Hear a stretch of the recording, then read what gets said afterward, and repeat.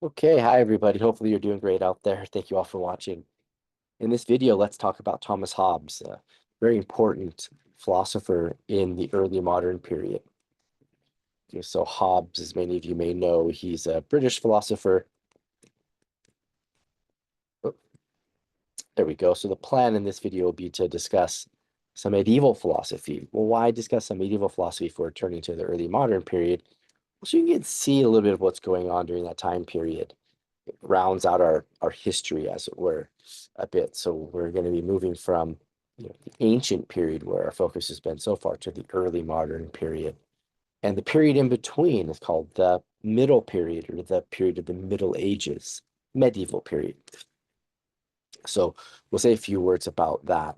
And then we'll discuss some of the hallmarks of the early modern philosophy. So you can see not just the tradition prior to Hobbes, but you can see the tradition that Hobbes is embedded in. And then we'll discuss Hobbes's philosophical worldview. Um, the philosophical worldview will conclude with a discussion of his ethics. So work through his metaphysics, epistemology, and get a bit through his ethics. We'll have to see more about his ethics next time. Um, I'll do some stage setting on like what political philosophy is, and then in the next video we'll talk about some key themes of Hobbes's political philosophy. So the three big things that we'll do, and then look for one more Hobbes video, and then after this I'll do a couple of uh, Locke videos with a similar structure. Though some of the historical context will have been taken care of by then. So 5 points on medieval philosophy. So again, we're moving from Socrates, Plato, Aristotle, Epicurus, um, writing in the 5th, 4th, and 3rd centuries, respectively, BCE, and we're moving to the current era, and um, and really up. You think about Hobbes writing, someone who's writing at the end of the 16th and into the 17th centuries. Um, so um, so there's this time period, roughly 800 of the current era to 1500 of the current era, um, where philosophy is done in a different kind of way. Um, and it just could be helpful to see the tradition that in some ways Hobbes is breaking from. So rough time period, 800 to 1500, the current era. Rough dates because there's, you can imagine different ways one carves up the philosophical timeline. Uh, so these are just very rough dates. I like to go, to the thinking about the 8th century or 9th century, so 800 on, because we have a figure in the 9th century, John Scotus Eriugena, who I consider in some ways to be the first, if not one of the first medieval philosophers. If you're interested in getting some leads on John Scotus Eriugena to check out, let me know. I'll just let you know it's hard to read, but that may interest you anyways. I do medieval philosophy at Cal Poly, so if you're looking for um, more history of philosophy after taking this course with me, I usually do medieval philosophy once a year. And this might be a little of a primer. You can get a sense if this is the kind of material that would interest you. Um, so a key theme, maybe the key theme, but it's at least a key theme in the medieval period is harmonizing philosophy with theology. So when you think about the medieval period, you think about religion, you think about scriptural authority, whether we're talking about the Jewish, the Christian, or the Muslim key scriptures. Um, or religions, their theological views, etc. Well, that's a good place to start. Most of the philosophers are also theologians. Um, some of them are, um, you know, directly connected to churches, monasteries, synagogues, mosques. Okay, others are lay. but they're still deeply interested in religious matters. So key theme, again, is harmonizing philosophy with theology. Okay. And many of these figures, they would draw on the philosophy from or of um, the ancient Greek sources who were, or even Roman sources who were available. So we see the rise of the Roman philosophy with the end of the Hellenistic period, which in previous videos or in previous video, we identified with, the Battle of Actium and the rise of the Roman tradition, the fall of the Greek Egyptian tradition, or North African tradition more generally. Um, and so, um, so there was some Plato, there was some Aristotle, not as much as we wanted. And if you took medieval philosophy with me, I would be able to explain more as to why that worked out. But not all of Plato and Aristotle were lost to posterity with the fall of the Roman Empire, especially in the east part of the Roman Empire, what we called Byzantium, for a long time, or at least in the traditions after we called them the Byzantium, the Byzantine tradition. Some Plato and Aristotle survived in the western part of the empire, and a lot more survived in the eastern part. And philosophers during this time period were trying to harmonize, ancient Greek philosophy, ancient Roman philosophy to some degree with their particular religious worldview, their particular theological worldview, whether it be, again, Jewish, Christian, or Muslim, or Islamic. Now, thinking about some of the major subdisciplines of philosophy, metaphysics, epistemology, and ethics, just to give you a sense of the topics that medieval philosophers were concerned with. In metaphysics, philosophers were often writing treatises, philosophical treatises, or works on God, trying to give an account of the nature of God, using tools of philosophy, tools of logic that have been developed, especially by Aristotle and perhaps even the Stoics, but also interested in the soul and its nature, typically trying to establish something like it's the kind of thing that can survive death. The idea of free will, especially in relation to things like, well, if God knows what we're going to do before we go to do it, then it looks like free will is compromised. And then this problem of universals, like this issue of whether or not there are essences of things or natures of things that exist, which would mean that there are objects that exist in a universal way as opposed to just a merely particular way. This is oftentimes called the problem of universals. Okay, it seems as if objects can share, like literally share the same properties, the same features. And if that's true, then there are things of a universal nature that exist. Okay, now many of the medieval philosophers are interested in whether or not there's such a thing as a universal human nature, like that every human being shares in virtue of being human. So many in the medieval tradition were inclined to try to defend a theory of universals because it helped them support the theological idea of having a soul that lives in an afterlife, that survives death, that all human beings share. Okay. There's a lot more to that, but I just want to gesture at what this problem of universals is. I'm guessing you have at least somewhat of somewhat of a sense of what philosophers are doing when they talk about the God, the soul, the free will. But universals is probably new to you. If not, great. The theories of epistemology developed. Remember, epistemology concerns theories of knowledge. Metaphysics, in case we just need a refresher there, is concerned with what ultimately or fundamentally exists, and the natures of those things, the essences of those things. Well, epistemology, concerned with knowledge, dominated by logic, typically the logic of, as I've mentioned, Aristotle, and scriptural authority.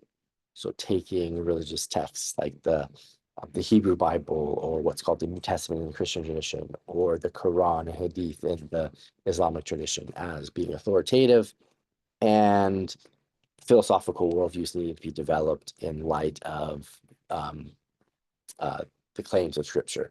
So in a way, it's like the theology would constrain the kinds of philosophical worldviews that were developable by these philosopher theologians. And three, ethics was dominated by divine command theory and or natural law theory, or natural law theory. So divine command theory is the kind of theory that we see in a way captured, albeit using slightly different concepts in Plato's Euthyphro, where we saw the subjective horn of the Euthyphro dilemma, which was is it pious because the gods love it? So if we make the appropriate changes, the divine command theorist, as we've studied a little bit of, is someone who would maintain that that the that God that it that God's commanding is what makes something moral. Okay, so it's not that things are already moral and then God commands those things. So it's not that loving your neighbors is moral. That's why God commands loving your moral is supposed to, and loving your neighbors is supposed to hating your neighbors. The divine command theory says no, it's just God's commanding it that makes it moral. So they would accept the subjective horn of an EDQ that runs like this. Is it moral because God commands it, or is God commanded because it's moral? Okay, and of course we've seen the problems with that. Okay, it would mean that anything could be moral, but if anything could be moral, then right, nothing is essentially moral. Remember the slogan that we discussed in relation to Euthyphro's discussion of the Euthyphro dilemma question. So this natural law theory is not a throwaway because it ends up influencing Hobbes's ethics. So there are those who wanted to develop a view according to which God's commands are central to ethics. So look at the Ten Commandments shared in common by all three of the theistic traditions already mentioned. Sometimes they're called the Abrahamic religions. Philosophers doing ethics in these traditions wanted to avoid accepting something like the subjective horn of the Euthyphro dilemma question as it pertains to someone who would define morality in terms of God's commands, the one God's commands. So something that all three of the Abrahamic traditions have in common is that they're monotheistic. There's one God. Set aside the traditional Trinitarian conceptions of Christianity, which pose significant philosophical and theological problems, which I discuss a little bit in my medieval philosophy course. So that in the first year. So what I'm trying to get at here is that those who endorse natural law theory want God's commands as central to their ethics, but they don't want to commit themselves to the subjective horn of Euthyphro dilemma question. In other words, they don't want to commit themselves to just straightforward divine command theory. They want to avoid that. So what they do is they develop a natural law theory, which maintains that God has these eternal laws, as it were, that are designed to be moral laws for us to live by, as we live in relation to ourselves and others in the world around us, and that we can come to understand and know through reason these natural laws, these moral laws. Okay, moral laws mean these are laws that are supposed to govern our behaviors toward ourselves and others, and that what explains why God commands what God does is that the moral laws are the ones that will contribute to our perfecting as human beings, or will contribute to our flourishing or happiness or some such, or fulfilling or completing our lives in interesting ways. So there's some kind of end goal of human life, and living up to the moral laws gets us to the end goal or set of end goals. Okay, so it turns out that ends up being in the natural law tradition, but he ends up breaking away from some parts of it. So it's important to note that not every philosopher or theologian who does ethics is the divine command theorist. Some are natural law theorists, and some are yet other kinds of theorists. But these are two prominent ones in the history of philosophy. Okay, so let's segue to the early modern period, and here we're looking at 1500 to maybe the 20th century, depending on how things get carved up. Maybe to the 19th century, but there's debate on that. But at least we know roughly what time period we're in. Okay, there's the 5 R's to have in mind when we think about early modern philosophy. Okay, so again, we're moving away from the medieval period. This is this period where what's crucial is harmonizing philosophy with theology. The philosophers are very often theologians. Okay, well, what's happening in this early modern period, as we've now have some rough characterizations and understanding of the ancient classical period, the medieval period, and now the early modern period, in which Hobbes, Locke, Hume, and Jefferson were a part. So the 5 R's, we have the Renaissance. So many of you likely know Renaissance means rebirth. If I ask you what Renaissance means, you likely say, well, it means some kind of rebirth, maybe the rebirth of culture, something like that. It's common, but it's really the rebirth of the ancient classical traditions. So it might be helpful to think about how, when we think about the Renaissance, sometimes we're not careful enough to distinguish between the different geographical domains in which the Renaissance occurred. So if we're thinking about broadly Western Europe,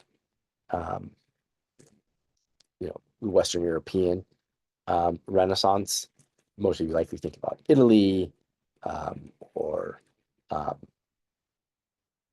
maybe think about the Renaissance that occurred in the art tradition, where we start seeing lots of Greek quote unquote myths painted by the great painters and artists in the Renaissance period. Okay, but as I've mentioned before, just very briefly, with the fall of the Roman Empire, we end up losing in the western part of the Roman Empire and tradition quite a bit of Plato and Aristotle and other Greek and Roman thinkers. The East, by and large, is able to keep them. The West later gets access to them, and there's a really cool story about how that happens. It's a complicated story, but again, it's something I discuss in my medieval philosophy course. So when we start seeing that happen, well, there's a way in which the ancient classical works are infused into the philosophical, the aesthetic, art, scientific, etc. traditions, okay, or disciplines in the at the beginning of the early modern period. So you think about the rise of the early modern period, be thinking maybe initially about the Renaissance, if that's helpful. So there's that. And maybe the most important figure in the Renaissance is Aristotle being rediscovered. More of Aristotle being rediscovered. His logic had been, by and large, preserved in the western part of the Roman Empire, and then subsequently Western Europe, but a lot had been lost until, 15th, 14th, 15th centuries, to the rise of the new science. So the second R is thinking about how we have a new scientific paradigm developed behind things like Copernicus and the Copernican revolution, which attempted to put the sun at the center of the solar system and displace us, the Earth and Earthlings, from the center of the known universe at the time. Galileo, who was able to do the empirical work that Copernicus's math work had done. Kepler, the person who challenged the Aristotelian idea that the heavenly bodies orbit the Earth in perfect circles. He says no, they do so in ellipses. Francis Bacon, someone who champions the scientific method and a worldview that says let's not just sit in our armchairs to do philosophy with and to understand the world around us. Let's be natural philosophers who look and study the world in a very systematic and careful way. So that's the second R. Oops, I must have skipped ahead here. Sorry about that. There we go. And then the third R is a rejection of medievalism. So here, in particular, scriptural authority is discounted in part because of the rise of the new science, where at least superficially, if not more deeply, it seems that there's some tension between the findings of the new science and claims in scripture or claims held by significant church fathers or church leaders, theological leaders that really helped form the bases of the heterodoxy and the traditions. So we see this rejection of medievalism. Okay, many of the early modern philosophers kind of look with scorn at the medieval tradition, say, no, there's a new way of doing philosophy in town. Okay, and we start seeing a lot of success with the new science. We start seeing a lot of predictions um, um, um, being made and being correct. And so philosophers like Hobbes and others are saying we need to start following a more rigorous scientific approach to doing philosophy in order to try to get the same kind of successful results. So that's rejection of medievalism. There's more, but that's at least one simple idea to keep in mind. For the Reformation and Counter-Reformation, so the Reformation, be thinking about maybe Martin Luther's 95 Theses, 1517, so early 16th century, where Luther, he nailed his 95 Theses to the castle at Wittenberg, creating a firestorm. So the Reformation is the Protestant Reformation, or a Reformation that's based on protesting the abuses of the Catholic Church. Okay, so be thinking about Europe, Western Europe, and how significant the universal, that's what Catholic means, church was so dominant. And Martin Luther claimed that he had discovered these abuses, and he wanted to challenge these abuses to create reform, as it were. But again, that caused a lot of problems. It led to some, according to even Luther's views, led some to take violence up as their approach to dealing with protesting against the Catholic Church. But then that led to a counter-reformation. The Catholic Church and its adherents were just going to sit idly by while this happened. And so a lot of tension and even violence formed as the Counter-Reformation developed in response to the Reformation. And this, of course, led to 5 religious wars. So the 5 R's, religious wars. And this is the kind of world that Hobbes finds himself in his life. So he finds himself, living at the time of the Renaissance, or it having occurred and having influenced the way philosophy gets done. And one of the ways it ends up, I think, deeply influencing Hobbes is because one of the key figures that was reborn in the Western tradition was Epicurus. And I think Hobbes was deeply influenced by Epicurus. I think there's a case to be made that he's a neo-Epicurean, meaning that he's a new version of Epicurus, at least in many ways. Not fully, of course, but enough to where we could say he's a neo-Epicurean. That's at least my reading. You might have a different one if you were to check it out carefully. So it wasn't just Plato and Aristotle, etc., who were rediscovered to the western part of the empire, the Western Europe. It was also figures like Epicurus and others in the Hellenistic schools, the Stoics, and the academic skeptics. It really influenced Descartes, as it turns out. Okay, so we have these religious wars, and this is the kind of world that Hobbes is entering into. And if you read the Hobbes, you get the sense that like war is central to his political philosophy. I had to read part of his Leviathan. I don't think that's an accident. So now we're segueing to Hobbes here. Those are his dates. So living in the 16th and 17th centuries, lived a long life. It's a very brief biography. He's Oxford educated. And he worked as a secretary for the Cavendish family. William Cavendish is the key Cavendish man who became the second Earl of Devonshire, for what that's worth. But like secretary, like, it's this kind of all-encompassing kind of job, So here's Hobbes, very well educated. He took to the classics and languages in his Oxford education. So he was able to tutor in this family, but also offer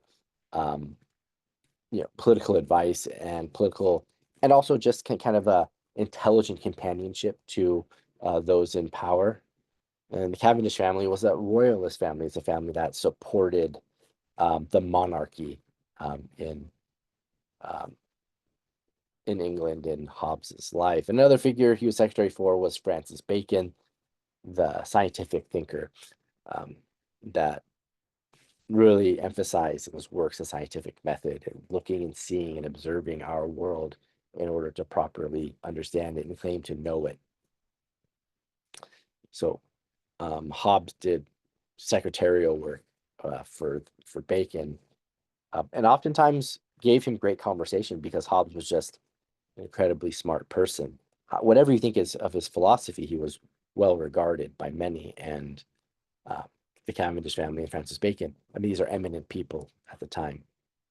And then there's the English Civil War, typically dated to 1642 to 1651, culminating in the Glorious Revolution of 1688. Okay, but the main English Civil War, or Civil War, sometimes they're called, these physical, battles, conflicts between the parliamentarians and the royalists or monarchists in England, where the central issue is what form of government is best, or what form of government should England have. Okay, so if it's very helpful, very briefly, you've got an attempt by England to limit the power of monarchs. Okay, think about, if it's helpful, the Magna Carta, 13th century, 1215, written in large part to weaken the power of the monarch and increase the power and the rights, political protection of like the nobility, and prevent kings from taxing too heavily and otherwise overusing their power. Whereas many of the monarchs just thought that, well, the divine right of kings theory is true, meaning that God has put them in the position they're in to rule over people in an absolute kind of way. Well, again, Magna Carta is one of these foundational documents, foundational quote unquote constitutions designed to deal with this issue. Okay. It wasn't terribly effective often, but it really set the stage for subsequent issues, or subsequent attempts, more exactly, to limit the power of a sovereign, to limit the power of the monarch. And things started to come to a head in the 17th century. So it takes a few hundred years, but sometimes that's how long things take to come to fruition. And you have the Stuart family headed by Charles I as the king, and he thought that he had absolute power to rule in line with the divine right of kings view. So when we give an account of political authority, on this view, you're saying, oh, God gives political authority to particular monarchs to rule, and they have an absolute power to rule in their situations. The parliamentarian side is like, no, no, no, no, that's not right. Power corrupts, absolute power corrupts, absolutely, is the rough and ready line of reply to that. So the English Civil War is really concerned with that. And there were times when the parliamentarian side had ascendancy. There was times when the royalist or the monarchical side had ascendancy, but ultimately um, the parliamentarian side prevailed with a restoration of the monarchy, but just with limited power. Okay. Thinking about the parliamentarian system, be thinking more about something in line with more Republican ideals or some form of representative democratic ideal or some such. Okay. There's a lot more I could say about Hobbes's biography. There were times in his life when it wasn't safe for him to live in England because of the English Civil War. He's working for a monarchist family. He's a defender of monarchy. His Leviathan, I think, is a sustained defense of monarchy ultimately, at least toward the end. So he is deeply invested in monarchy in his life. And given that he was so closely affiliated with people who were monarchists or supporters of monarchy, at times he had to flee. He fled to France at one point in his life for a time while his life was in danger in England. Okay, so Hobbes' worldview, big picture stuff now here. So his metaphysics, epistemology, and his ethics. I'm hoping that we're clear on what these three subdisciplines of philosophy are, so I'll be kind of quicker this time. So he's a materialist, just like, Epicurus. He's not an atomistic materialist as far as we know, but he's a mechanistic materialist. And when I set up the atomism of Epicurus, I said it's a kind of mechanistic view. Okay, there's this kind of rejection that there are these non-physical, immaterial things existing in physical objects that animate them, etc. Hobbes agrees. He thinks that there are physical things that are existing in motion. They come together in a mechanistic kind of way to produce all the material objects that exist. So he's not advocating, the Democritean or Epicurean atomism, but everything is material and mechanistically so. Okay. The slogan for him is matter in motion. So if remember, for Epicurus, it was matter in the void. But here we have matter in motion. So everything that exists is material, and everything that exists is in motion. Okay, motion is needed for Hobbes in order to account for change. Okay, so that's his metaphysics. The implications here are striking. Human beings then are purely material. So there's no non-physical or immaterial soul that we have. And God, ultimately, on his view, ends up being a material object. He didn't have the easiest time arguing for this, but he gave it his best run in order to account for God as a material being. Okay. So his understanding of God and human nature is it's not revivalist, it's revisionary in a way that Epicurus was. So you might just get the sense, at least right off the bat here, that that Hobbes's worldview does seem to be Epicurean in certain respects. His epistemology is Epicurean. Knowledge is empirical. It fundamentally derives from sense experience, and we use our reason to operate on the sense experiences or the ideas that we get from sense experience. So he's one of the crucial British empiricists of the tradition. Some think he wasn't as consistent as others, but still he's one of the great or big British empiricists. Just a quick plug for there's a British empiricism course taught at Cal Poly. Hobbes might be left out by some who teach it, but maybe others give you at least a sense of the Hobbes's epistemology, his empiricism. And his ethics is a kind of natural law theory. Okay. It's a kind of the kind of natural law theory it is in the egoistic version. Okay. So just a bit about natural law theory. It'd be important because Hobbes is all, or Locke is also in this tradition. And the way Jefferson writes, it seems like he's also in the tradition, if not, even if he's not so systematically um, committed to natural law theory. But traditionally, natural law maintains, one, that the natural laws are God's moral laws for us. So natural law theory typically maintains that there are a whole lot of God's laws. Some of the laws are designed to govern human behavior in relation to itself. So my relation to myself, my relationship to my family, and then my relationship to my broader community, my relationship to my country, my relationship to, well, the universe.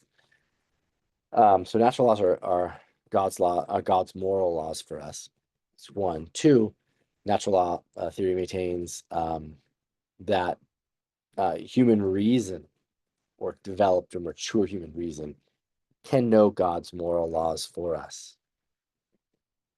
So we can know what these laws are. So it's not just that God's laws exist, right? But we can also know them. Okay. And then three, God's moral laws are designed to perfect human nature or otherwise help us flourish.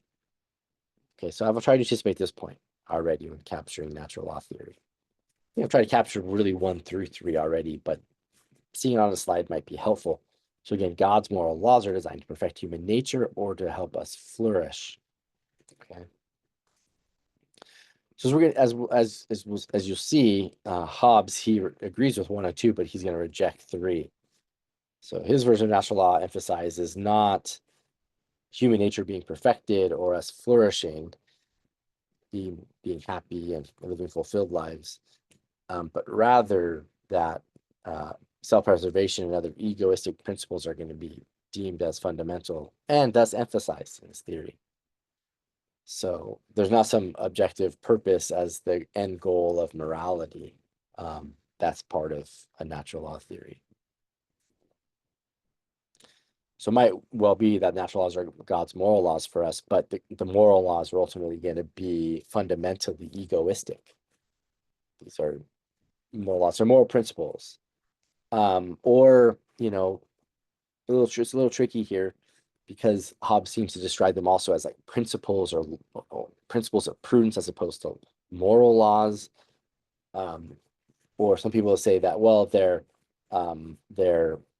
principles of prudence until we form political societies. There's different views here. I'm going to understand them as moral laws, and I'll explain more why I think that later. But these are God's moral laws for us. But they're going to be egoistic if we're thinking about Hobbes's view. So he's fine accepting 1, but the laws are going to be fundamentally egoistic, and our human reason can come to know these laws. And in fact, in Leviathan, I had you read 3 of them out of about 20 that he gives us. So you're welcome. So Hobbes is going to reject 3. He's still in the natural law tradition, given that he accepts 1 and 2. It's just that he doesn't think that perfecting human nature is part of the natural law. It's part of natural law is just surviving, not becoming perfect. Okay, so that's his natural law theory. Now we understand his natural law theory. What about his political philosophy? Well, we'll come there. We'll come to that in the next video. But I want to just say a few things about what political philosophy is. So political philosophy is about such topics as the nature of political society, the justification of political societies, like what makes political societies legitimate, the best ways to organize political society. 3, so do we go for oligarchy? Do we go for monarchy? Do we go for democracy? The responsibility and rights of citizens. Okay. The responsibility point is probably connected to like, what are our duties of obedience? And what kinds of rights do we have that can be protected by sovereigns and political society? 5, the responsibility of and authority of government. So presumably governments have certain obligations to their citizens, but they also have the kind of authority to carry out those obligations.